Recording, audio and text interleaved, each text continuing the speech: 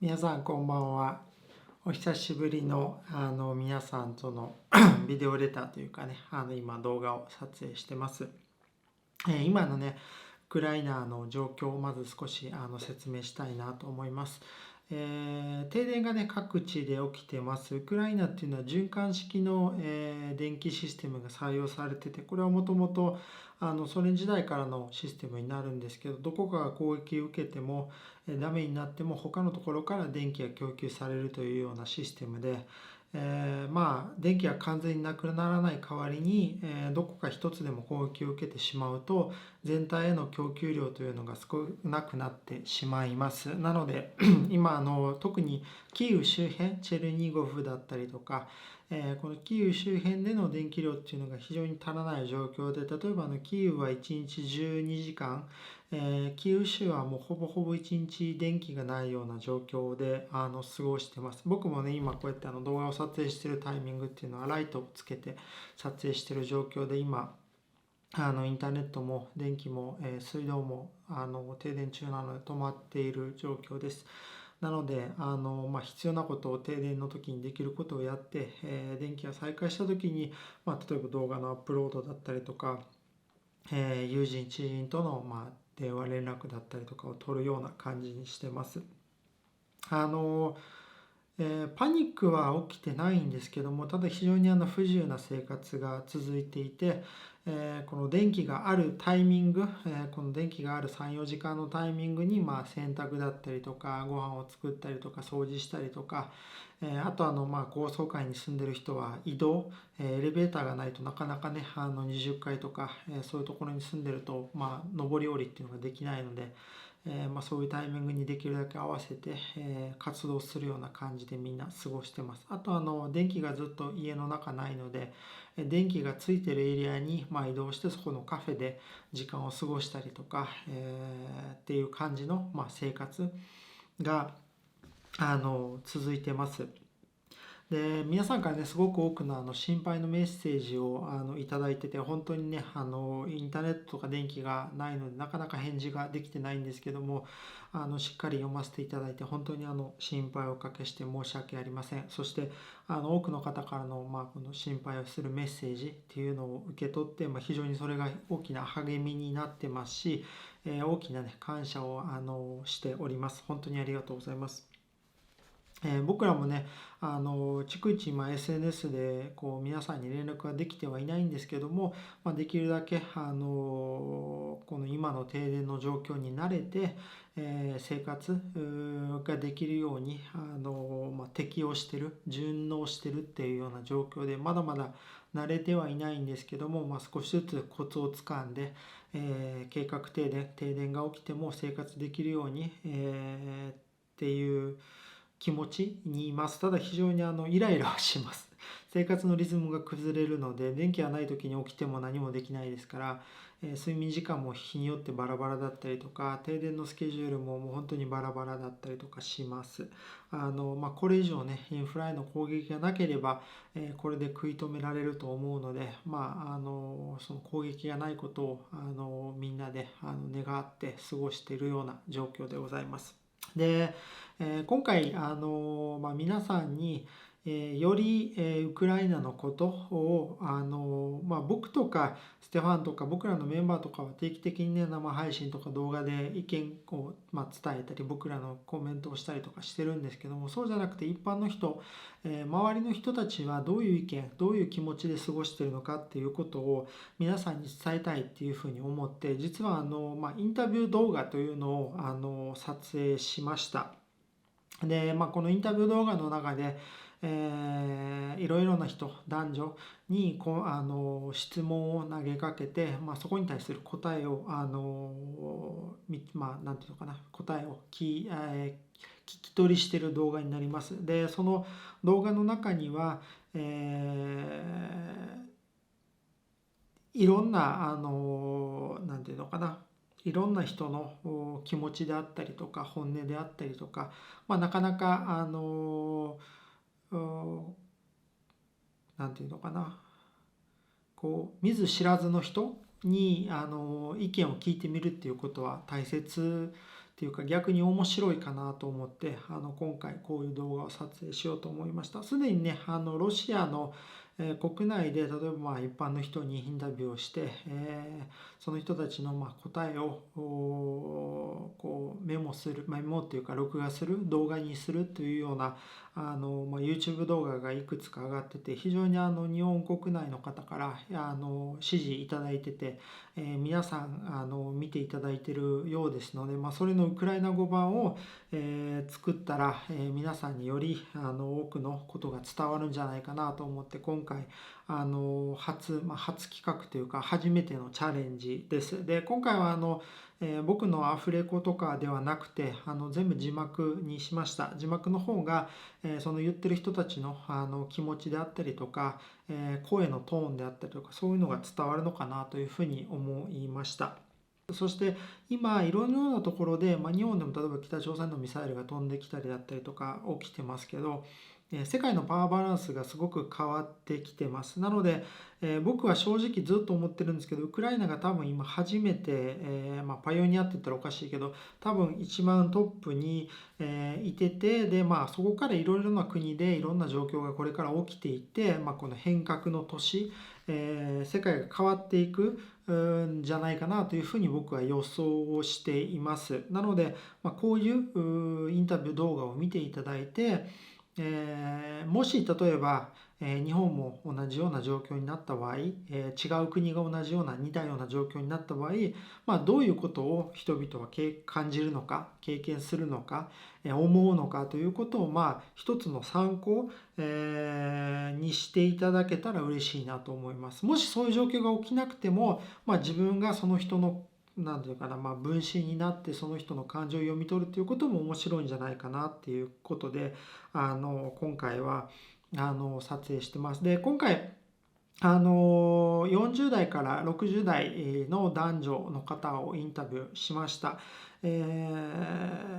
僕らねいつもほらボランティアメンバーが20から30、僕が多分一番最高齢で36なんですけど、ボランティアメンバーの子って19歳から22、3、5ぐらいまでの年齢の子たちなので、逆に僕らの意見っていうのは今までいっぱい発信してきてるので、それよりも少し年齢層の高い人の意見を皆さんに伝えたいということで、今回少しこの僕よりも年齢層高い人を中心にインタビューをしました。これからは若い子たちにもインタビューをしたいなというふうに思っていますし、逆にこういう人たちに聞いてほしい、っていうことがあれば教えていただけるとありがたいです。あと皆さんが、こういうことを知りたい、こういう質問をぶつけてほしいっていうことがあれば、またコメント欄に書いていただければ、そういう内容を、現地の人にね質問していきたいなというふうに思いますので、ぜひ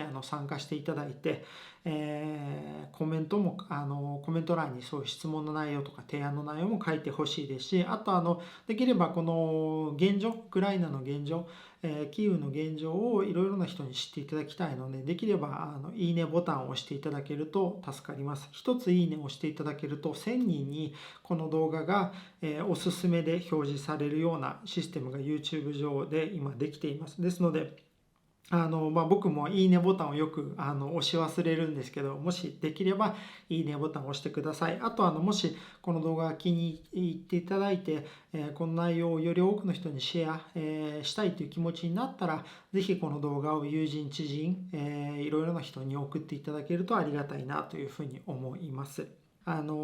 実は、以前ちょっとテレビの方から現地の人に少しインタビューするような内容の動画を、送っていただけないかなということで、お願いをされて、でそれで撮影したんですけど、だったら自分たちでねちゃんと1から10まで作る動画を作っても面白いなと思って、すでにね YouTube 上にも出てたんですけど、そういうのもあって今回こういう動画を撮影してますので、ぜひね見ていただけると嬉しいです。で本編の方がね23分ぐらいの動画になってるんですけど、一番最後の、女性のインタビューで最後の言葉、本当に動画の最後の最後になるんですけど、そこで彼女が、付け加えた、あるフレーズというのがあるんですけど、それを聞いた時に、やっぱり僕らは戦争してるんだな、やっぱりこういう気持ちが正直な気持ちなんだなと僕自身が再確認をしました。ですので、できればお忙しいかと思うんですけども、最後まで見ていただけると嬉しいです。では本編スタートします。よろしくお願いします。Здравствуйте. Добрый день. Можете представиться, как вас зовут и сколько вам лет? Да, Клименко Сергей Андреевич, 52. 52 года. Хорошо, тогда мы начнем. Почему вы решили остаться в Киеве во время войны? Ну, с Киева я не уезжал. Ну, вот, война началась, занимался перевозкой груза для Ирпеня, для Бучи. Мы патриоты, Мгм. То бишь, что вы волонтерили в первые Волонтерили, месяцы. волонтеры Понял. А ваша семья находится в Украине, в Киеве. в Киеве. Мы не уезжали, да. Вы бы уехали с Украины, если бы у вас была бы такая возможность? Не уехал. В свое время я стремился попасть в десантные войска, но я добился этой цели. Но, получается, в армию не взяли, потому что не хватило либо автомата, не хватило, либо, я не понимаю, но вот, я бы не уехал. Не хотел уезжать и не уехал бы. Помогал здесь как мог. Кому нужна была помощь, поэтому не уехал бы. А вам не страшно оставаться в Киеве и почему? Почему? Короче, возил грузы на Ирпень-Бучу, вывозил с Подромановки людей, попадали под обстрелы. То есть было страшно, но этот страх прошел, когда видели, сколько мы людей вывезли и спасли, допустим, да, этот страх ушел. Поэтому тут я уже не боюсь в Киеве ничего. Страх ушел еще там, в Романовке. Так. А как часто у вас выключают свет? Да, я живу на Борщевке, получается, в 8 выключают, в обед он появляется, в обед выключают и включают после 11 вечера. Поэтому быстро постирушка, быстро помыться, и утром снова свет пропадает. Вот. А как вы к этому относитесь? Ну, Потому что свет отключают. короче, ситуация в стране сложная, поэтому так надо, да, так надо. Я говорю, переживем, да все будет нормально. Мы приспособились уже, да. Да. То есть покушать можно на кастрюльке нагреть, там на газу, слава богу, газ есть, да. А все остальное перетерпим. Теперь нормально. А у вас остались какие-то друзья в России или какие-то родственники?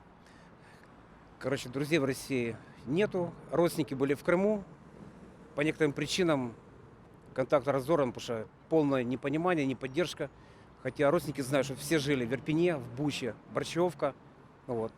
Не было ни звонка, ни уточнения, там, как вы, что вы. То есть наплевали. Поэтому родственников в Крыму не имеем. Мы отказались от них. Все, я говорю, такое. У вас есть какие-то близкие или кто-то из родных, кто сейчас воюет? Так, в основном крестники. Крестники, да, это самое. Ребята тоже послужили в украинской армии, сейчас воюют, да. А как вы им сейчас помогаете или как заботитесь про них? В принципе, это самое, да. Помогали при АТО. Когда было АТО, собирали, допустим, там денежку, это самое, на бронежилеты, на каски, было такое, да. Сейчас государство обеспечило, в принципе, все нормально, да. То есть питание, ребята не жалуются. То есть сейчас все хорошо. То есть денежку сейчас не тратим на какие-то У обеспечения. них все хватает, правильно? Да, то есть обеспечение, да, это самое. Обеспечение осталось от АТО еще. И от государства. Вот. И сейчас государство помогает, поэтому да. То есть я говорю, нужды, да, так никто не... Понял. Дякую вам. Слава Украине. Героям слава. Спасибо. Доброе. Здравствуйте. Представьтесь, пожалуйста, сколько вам лет и как вас зовут? Меня зовут Владислава, мне 50 лет. Почему вы решили остаться в Киеве во время войны? Потому что это мой город, это моя страна, и здесь находится моя семья, без которой я себя не представляю. А ваша семья находится в Киеве, в Украине? Да, моя семья в Украине. Вы бы смогли бы уехать, если у вас была бы такая возможность? Если бы была возможность, семью я бы никогда свою не оставила. не могу без нее. Это мои дети, это мои внуки, это мой муж. Вам не страшно в Киеве оставаться и почему? Нет, мне не, конечно, к каждому нормальному человеку мне страшно, но я верю в наше ЗСУ. Слава Украине! Героям слава! Ам, Как часто у вас выключают свет? У нас не выключали пока еще свет, но, наверное, по всему будут выключать, я так думаю, скорее всего. Как вы относитесь к тому, что свет вообще выключают? Если это надо на благо нашей страны, если это считается экономией, то, наверное, ну, так и будет положительно. А у вас остались какие-то друзья или родственники в России? Нет у меня ни друзей, ни родственников, никого. У меня все с Украины. Мгм. Прадеды, деды, бабушки. Все с Украины. Вот раньше Россию как вважали другом.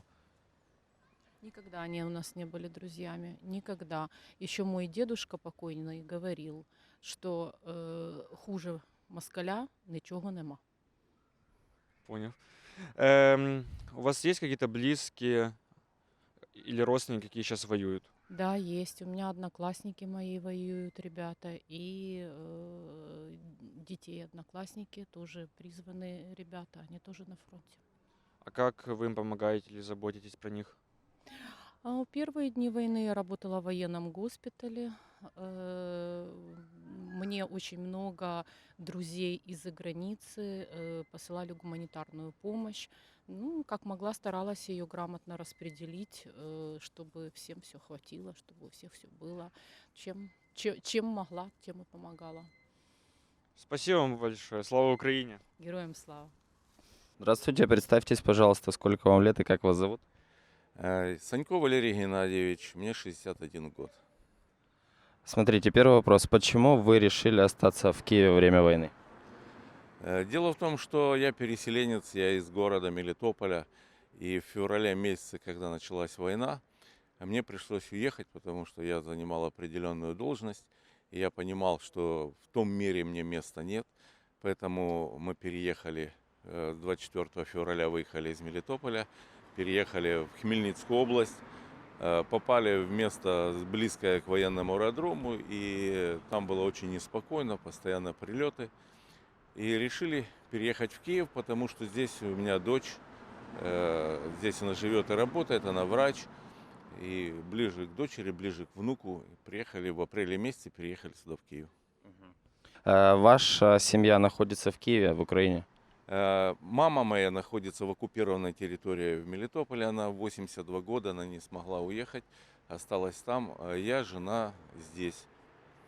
Предлагали ли вам выезжать за границу? Официально я не скажу, что какая-либо организация предлагала мне совершить такое действие. Таких предложений ко мне не поступало.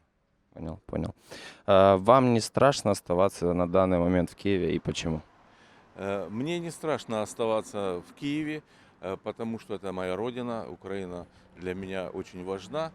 И проблемы, связанные с тем, что все равно существует определенная опасность, существуют моменты, так называемые прилеты, которые можно наблюдать постоянно.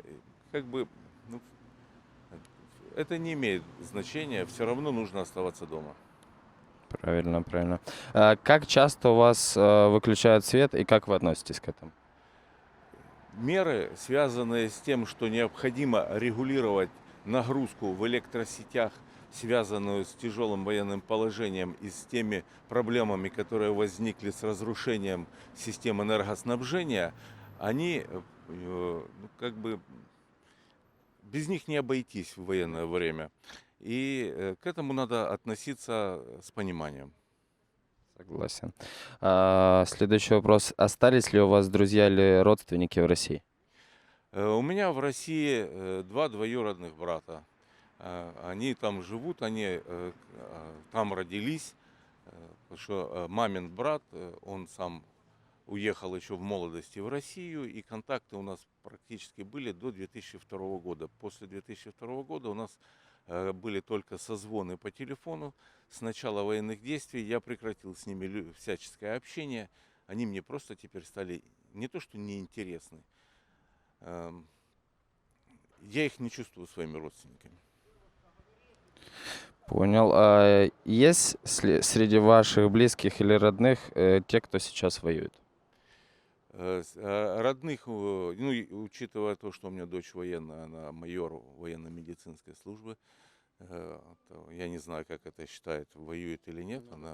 Она участвовала в 2015 году, была на Донбассе, она участник боевых действий, поэтому я считаю, что есть. Понял.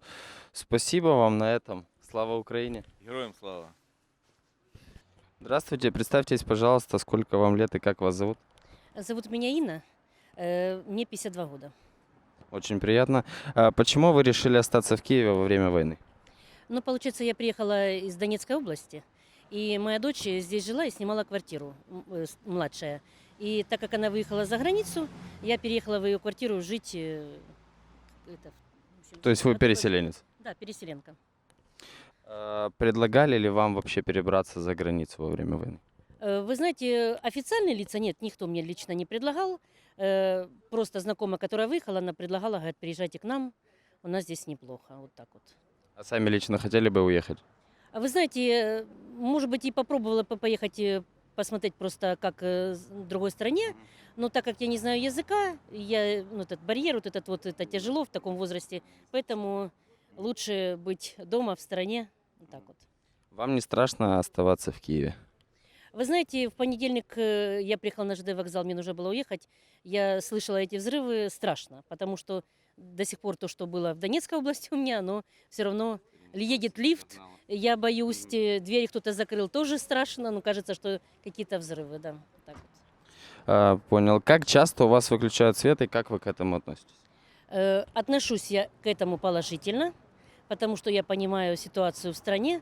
Ну, допустим, вчера выключали 2 раза, сегодня пока 1 раз на данный момент. Но я к этому отношусь положительно. Хотя я живу на 13 этаже, подниматься, опускаться тяжело, но тем не менее я понимаю, что это вынужденная ситуация. Понял. Смотрите, следующий вопрос. Остались ли у вас родственники или друзья в России? Вы знаете, знакомые есть, но я с ними как бы не поддерживала отношения еще до того, поэтому я не знаю, как там вообще в России. Раньше мы считали Россию дружной страной. Что вы сейчас ощущаете после 7 месяцев войны?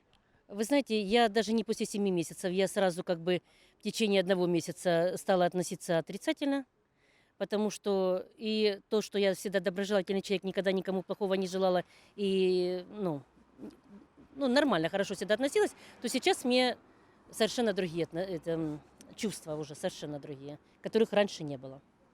Есть ли среди ваших близких или родных тех, кто сейчас воюет? Именно среди близких нет, но среди знакомых есть. А вы как-то поддерживаете их? Я шлю смски такие, чтобы ободряющие, вот так вот. Парень, с которым я когда-то вместе дружили в молодости, потом работали вместе на работе, сейчас он воюет. Такого возраста, как я, получается. Каждый помогает как Знакомая может. моей племянник воюет, да. У знакомого другой муж воюет. Как бы есть такие, не совсем близкие, но вот так. Спасибо вам большое. Слава Украине. Героям слава. Здравствуйте, представьтесь, пожалуйста, сколько вам лет, как вас зовут? Анна Соломатова, 60 лет.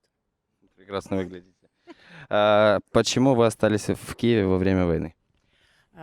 Сначала не оставалось, вернее, месяц первый мы были в Киеве, самый разгар событий, самые подступы к Киеву, но через месяц немножко нервы сдали, и мы уехали в Германию. Но вернулись через 6 месяцев очень быстро. Просто, несмотря ни на то, что война не закончилась, оставаться больше за границей невозможно было. Очень тянуло на родину, в свою любимую страну. Ваша семья находится в Киеве? Да. Вы выезжали из страны. Вы хотели там остаться или все-таки тянуло? Остаться не было даже мысли никогда, только назад. Мы вообще думали, что это всего лишь на неделю, максимум на месяц, но просто так немножко затянулось. Но чем больше затягивалось, тем быстрее тянуло назад, несмотря на не на окончание войны. Вам не страшно оставаться в Киеве и почему? Сейчас страшно, конечно, страшно, как любому человеку, но просто ты понимаешь, что ты со своим народом, ты на своей земле, ты со своими людьми, с близкими. Это все окрыляет, это все придает силы. Поэтому относительно страшно, как любому человеку, но не страшно быть здесь. Быть в трудную минуту со всеми это не страшно. Следующий вопрос касательно света. Как часто у вас выключают свет? Не часто. Не часто, относительно не часто. Пока понемногу. Но это ведь только началось. Пока А понемногу. как относитесь к этому? С пониманием. Просто с пониманием ситуации, потому что, ну, значит, а как по-другому? Из-за этого точно не уедем. Будем приспосабливаться. Фонарики, свечечки, все наделано. Мы подготовились, так что все хорошо. В смысле, когда в Германии были подготовлены? Нет, уже здесь. здесь, я понял. Да, уже здесь. Следующий вопрос. Остались ли у вас друзья или родственники в России? Остались уже, можно сказать, бывшие друзья. Вот. Просто для меня они как-то перестали существовать только потому, что одно понятие у них, то, что это хорошо, что у нас война, и то, что они ее там поддерживают, для меня уже не по пути с такими людьми. С людьми, которые настроены на русский мир, для меня просто с ними не будет по пути. Уже нет общих интересов, коли они поддерживают. Поэтому уже нет друзей в России. Понял. Среди близких или родных есть те, кто сейчас воюет? Есть кто воює, і є хто тільки нещодавно загинув, на жаль. Только загинув на війні, да. А как стараетесь поддерживать? Поддерживаете ли вообще? Поддерживаем, конечно, підтримуємо, поддерживаем, перезваниваемся, связь с родственниками, со всеми близкими, через кого-то как-то узнать. Не все могут напрямую звонить, но хоть через кого-то все время, конечно, очень поддерживаем, очень. Всё, супер, спасибо вам большое. Слава Украине. Героям слава! Здравствуйте, представьтесь, пожалуйста, сколько вам лет, как вас зовут? Здравствуйте, меня зовут Надежда, мне 49 лет. Прекрасно выглядите. Почему вы решили остаться в Киеве во время войны? Ну, в первый месяц я уезжала из Киева, потому что, наверное, как у большинства жителей нашей Украины, сработала, зашкалила паника, и нам пришлось уехать в соседнюю область, в Житомирскую. Ну, буквально через 2 недели нас начало тянуть домой, и вот через месяц ровно мы вернулись обратно в Киев, и дальше отсюда уже не собираемся уезжать. Супер. Ваша семья находится в Киеве, в Украине? Да, моя семья находится в Киеве, в Украине, и вот мне почему-то сейчас вспомнились слова. У нас есть такая отличная песня про Киев «Як тебе не любити, Києве мій». Это своеобразный гимн нашего города, и, наверное, прослушав эту песню, очень многое станет понятно, почему отсюда невозможно уехать. Согласен. Предлагали ли вам уехать за границу? Нет, таких предложений не поступало, но если бы они поступили, я бы не согласилась. На данный момент со всеми этими обстрелами вам не страшно оставаться в Киеве? Ну, страшно, но также страшно у нас в любой точке Украины, потому что ты не знаешь, куда может прилететь в любую минуту, и поэтому, ну, страшно, как любому человеку, нельзя сказать нет. Но тем не менее, это же война. Согласен. Следующий вопрос касательно света. Как часто у вас выключают свет и как вы относитесь к этому? Ну, свет у нас сейчас выключают по пару раз в день, но все относятся к этому с пониманием, потому что в нынешней ситуации по-другому быть не может. Идет нищение нашей инфраструктуры, и это вынужденные меры. Так что мы работаем на победу, и мы к этому переживем и относимся абсолютно спокойно. Это хорошо. Следующий вопрос. Остались ли у вас друзья или родственники в России? Нет, у меня не было друзей в России. Когда-то были родственники, но мы с ними, наверное, лет 20 не общаемся, поэтому, ну, нет, наверное. Смотрите, раньше мы считали Россию дружной страной. Что вы после 7 месяцев полномасштабной войны ощущаете к этим людям? Вы знаете, Россию дружной страной, дружественной, я давным-давно не считаю. Война у нас началась еще с 2014 года, а может быть и раньше.